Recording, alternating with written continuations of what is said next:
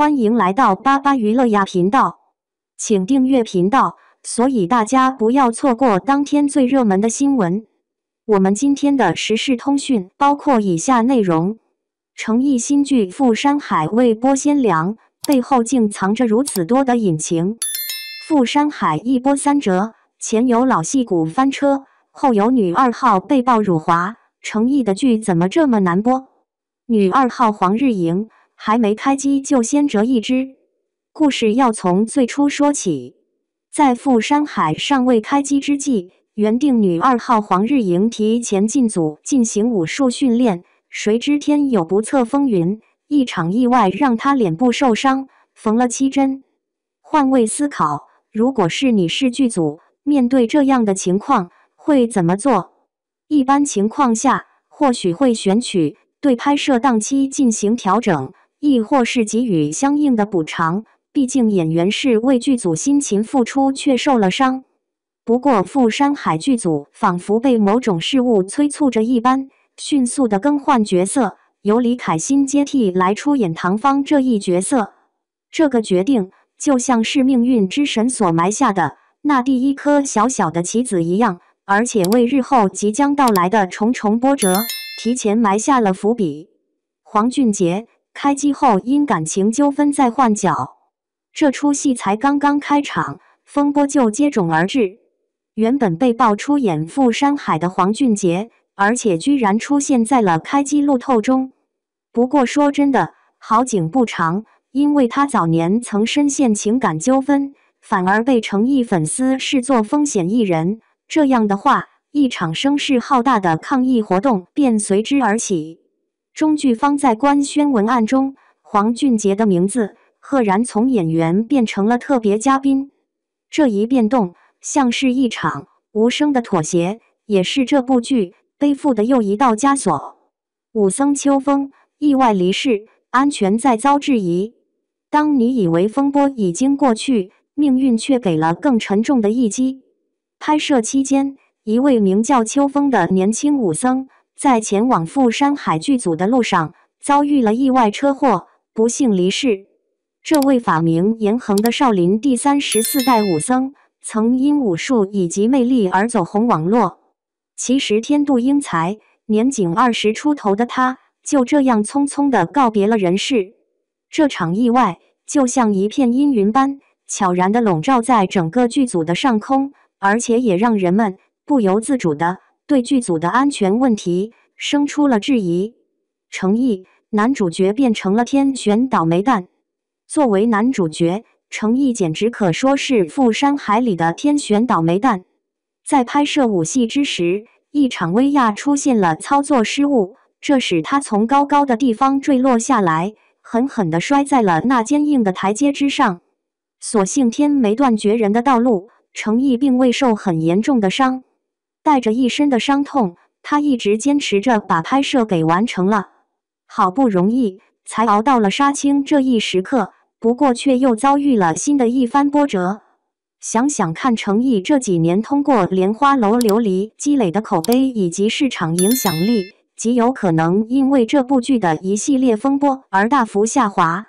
这位一贯勤勤恳恳的老干部，几乎全年都泡在剧组拍戏，可却总是被失德艺人牵连进去。这样的遭遇确实让人不免感到有些惋惜。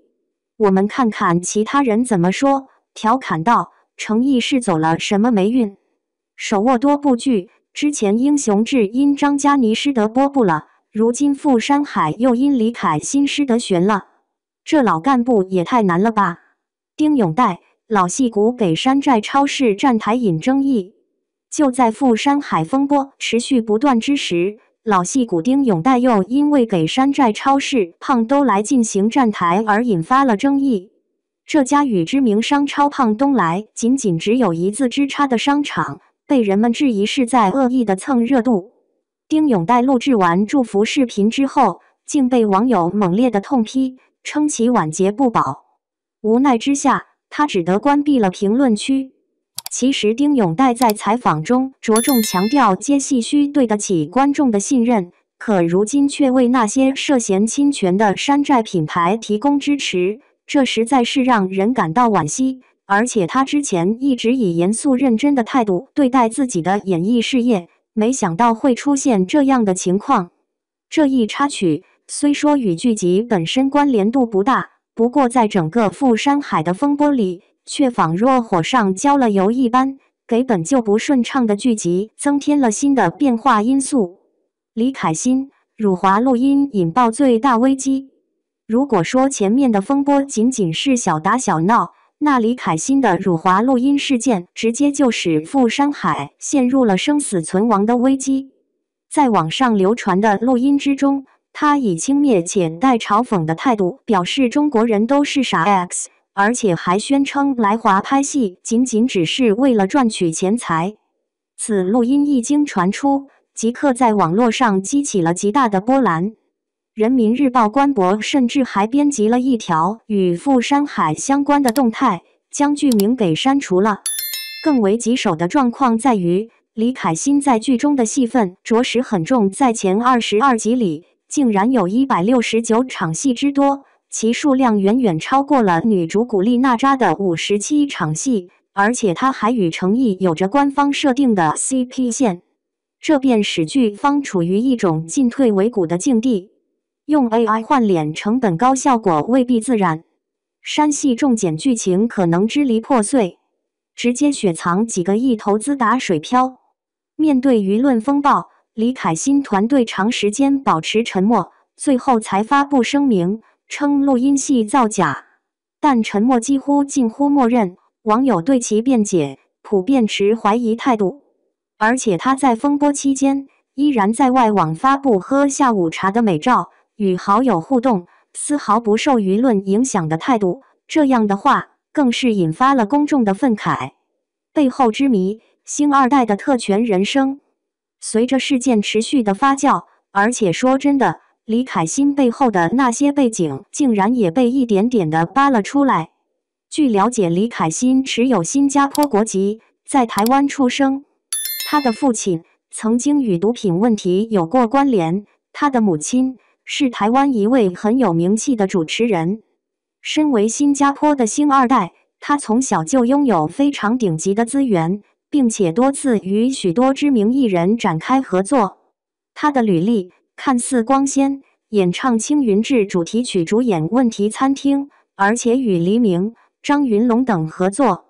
其实透过这些华丽的外衣，我们看到的是一个充满争议的人物形象。实际上，李凯欣早在2023年就因在外网上庆祝韩国春节而被质疑，此后而且还屡次卷入负面新闻。有前助理在2022年就爆料，他割粉丝韭菜、拉踩别人、抬高自己，以及在剧组有炮友等问题，并且提到居然握有其辱华音频。这些争议在网上其实已经传播了很多年，只是因为他的知名度不高，而少有人去关注。如今因为坑惨了程毅和富山海剧组，这才引起了广泛的关注。富山海还能播吗？如今富山海官博的最新宣传已将李凯欣除名，而且预告片也将其一剪没。剧组和各大品牌也纷纷与李凯欣割席，这样的话试图止损。但问题是，李凯欣在剧中的戏份着实过重，要全部剪掉几乎是不可能完成的任务。如何在不影响剧情的脉络的前提下解决这一问题，成了摆在剧方面前的一道难题。富山海的经历能说是娱乐圈里倒霉的典型事例。就程毅来讲，他全身心投入拍戏，却多次碰到麻烦事，这着实让人不由自主地产生同情。从观众的视角来看，他们期盼许久的剧集或许最后会无果而终，自然会觉得失望。而对整个行业而言，选角不够谨慎，在安全保障方面存在漏洞，以及危机公关反应迟缓等问题，都值得好好反思，仔细思量。我们看看其他人怎么说。调侃到富山海不如改名富死海算了，虽是玩笑，却道出了这部剧的艰难处境。反思与启示，一人之过，全剧受累。回顾富山海的曲折历程，我们不禁要问：一部本应精彩纷呈的作品，为何会落得如此境地？也许这正是娱乐圈的现实写照。在这个看脸的时代，演员的一言一行都代表着作品的形象。